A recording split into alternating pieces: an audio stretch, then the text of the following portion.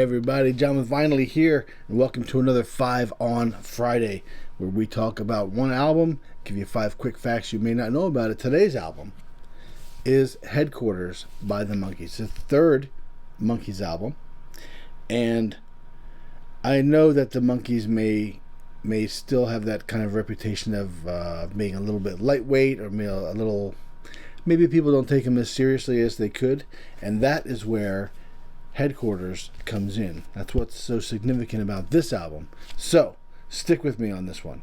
5 on Friday, the Monkees' Headquarters. Here we go. Number 1. It's 1967. You're the Monkees.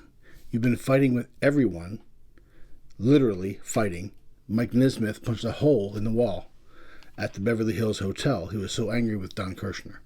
You've been fighting with everyone for your chance to perform on the album, right? You've released 2 albums already with studio musicians. This is the album that you fought for. This is the album you worked so hard for, blood, sweat, and tears into this album. This is Headquarters, released on May 22nd, 1967. Shot straight to number 1. Complete vindication, right? Released on May 22nd. On May 26th, 1967, the Beatles released Sgt. Pepper's Lonely Hearts Club Band. Immediately, Headquarters is bumped down to number 2. Sgt. Pepper number 1, Headquarters number 2, and it stays that way for 11 weeks. Throughout the summer of 67, which is the Summer of Love, the top 2 albums, basically the soundtrack for the Summer of Love, if you will, Sgt. Pepper and Headquarters. Number 2, this was the first Monkees album. It's the third album that they released. This is the first one where they were in control of the process, played their own instruments, and actually wrote some of the material as well. Producer Don Kirshner had been removed from the Monkees project. He was kind of at the heart of the whole thing from the beginning, and there was almost immediately conflict between the Monkees and Don Kirshner because they wanted to play their own instruments and sing on the recordings. Don Kirshner wanted to use studio musicians. In fact, for the second album, More of the Monkees, Don had actually moved production to New York, recording studios in New York, rather than in L.A., where the TV show was being filmed, to separate the Monkees from the process. So he, at some point, was in the middle of all of this conflict, and he released a single without the knowledge and approval of the record company. And with everything going on, Don was removed from the project, and the Monkees were now in control. Mike Nesmith went to see the Turtles at the Whiskey A Go-Go in Hollywood, and the Turtles' bassist at the time had also kind of produced their album, and his name was Chip Douglas. And so Mike Nesmith convinced Chip to come and produce the next 3 Monkees albums, starting with Headquarters.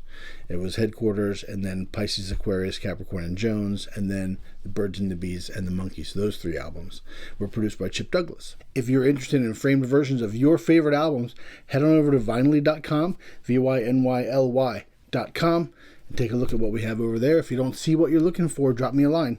I'll try to find it for you. Number 3, let's take a look at the album cover here for the Monkees. In the first bunch of albums the Monkees released, and a lot of other bands as well, were released in both mono and stereo versions. This is the mono version. You'll see COM 103 here at the bottom.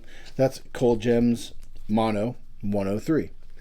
The first Monkees album was 101, and the second one was 102. Now you'll see on the stereo version, it's COS for stereo, 103.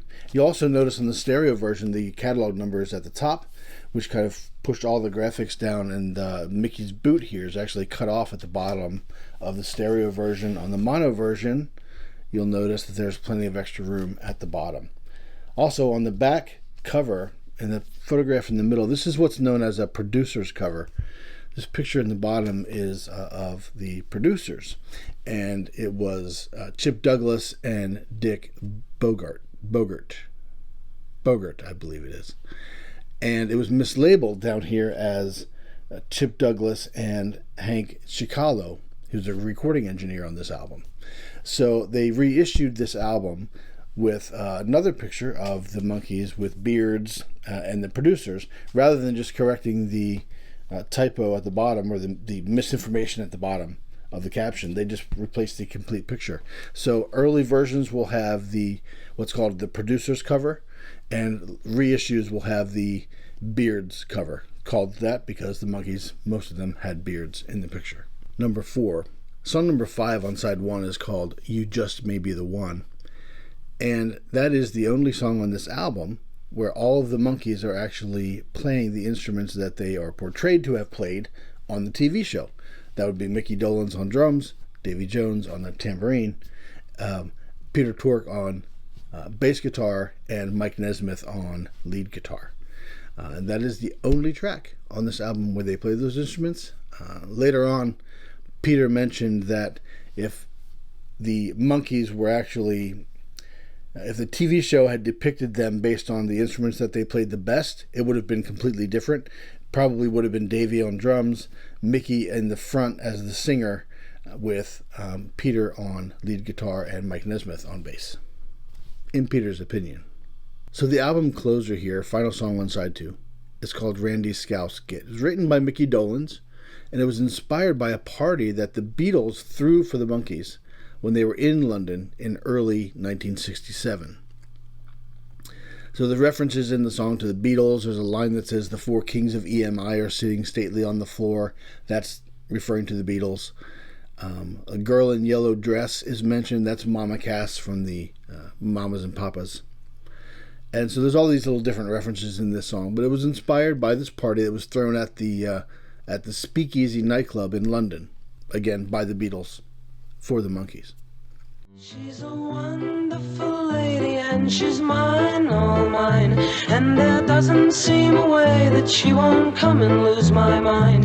It's too easy humming songs to a girl in yellow dress. It's been a long time since the party and the room is in a mess. The 4 kings of EMI are sitting stately on the floor. There are birds out. The title of the song is taken by a British sitcom that Mickey had watched while he was over there. It was called Till Death Do Us Part. Till Death Us Do Part, it was called. And the main character in that sitcom would use this insult to refer to his son-in-law. He'd call him a Randy Scouse Git, which in American English translates to horny jerk from Liverpool, or a horny Liverpudlian jerk. So the main character would call his son-in-law Randy Scouse Git. Mickey thought that was kind of cool and called the track Randy Scouse Git. Now it was kind of, even though it was taken from a British sitcom, the record company did not want to release it with that title in the UK. It was kind of an insult, obviously, right? So they said they would need to release it with an alternate title. And in response, Mickey said, fine, alternate title it is. So the song was released in Britain called Alternate Title. Another little connection for you on the Randy Scouse Git part. The British sitcom was recreated as an American sitcom, All in the Family. And All in the Family, Archie Bunker, the main character, calls his son-in-law Meathead. Well, that's the American translation, I guess. They didn't want to use Randy Scouse Git, so they used Meathead instead. So that was inspired also by this British sitcom. Don't start up nothing with me, Meathead. I'm watching a game. That's a beautiful song, and shut your face. So that's it for this 5 on Friday. Thanks again for watching. Please remember to like and subscribe, and I hope you guys have a great day.